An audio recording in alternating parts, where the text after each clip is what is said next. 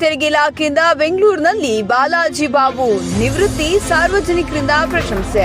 ಬೃಹತ್ ಬೆಂಗಳೂರಿನ ಮಹಾನಗರದಲ್ಲಿ ಡಿಎಚ್ ಹನುಮಂತ ರೆಡ್ಡಿ ಮತ್ತು ಲಕ್ಷ್ಮೀದೇವಮ್ಮ ಎಂಬ ದಂಪತಿಗಳಿಗೆ ಶ್ರೀ ಬಾಲಾಜಿ ಬಾಬು ದಿನಾಂಕ 2/4/1965 ಬೆಂಗಳೂರಿನಲ್ಲಿ ಜನಿಸಿದರು.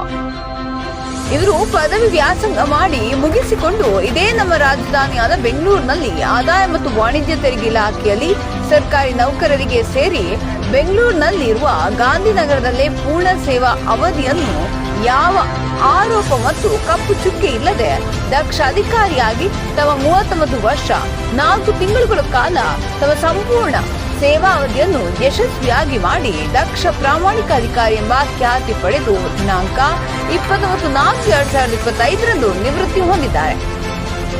ಡಿಎಚ್ ಹನುಮಂತ ರೆಡ್ಡಿ ಆದ ಇಂತಹ ನಿಷ್ಠಾವಂತ ಅಧಿಕಾರಿ ಇನ್ನು ಹೆಚ್ಚು ಕಾಲ ಆ ಭಗವಂತ ಅವರಿಗೆ ಕುಟುಂಬಕ್ಕೆ ಆಯುಷಾರೋಗ್ಯ ಅಭಿವೃದ್ಧಿಯನ್ನು ಕೊಟ್ಟು ದೇವರು ದಯಪಾಲಿಸಲಿ ಎಂದು NC Srinivas Reddy telecom technician BSNL DOT Bagepalli Chikkaballapura ಜಿಲ್ಲೆ ಇವರು ಸನ್ಮಾನ ಮಾಡ್ತಾ ಇವರ ಸೇವೆಯನ್ನು ಕೊಂಡಾಡಿದ್ರು ಮತ್ತು ಸಾರ್ವಜನಿಕರು ತಮ್ಮ ಪ್ರಶಂಸೆಗಳನ್ನು ವ್ಯಕ್ತಪಡಿಸಿದ್ರು.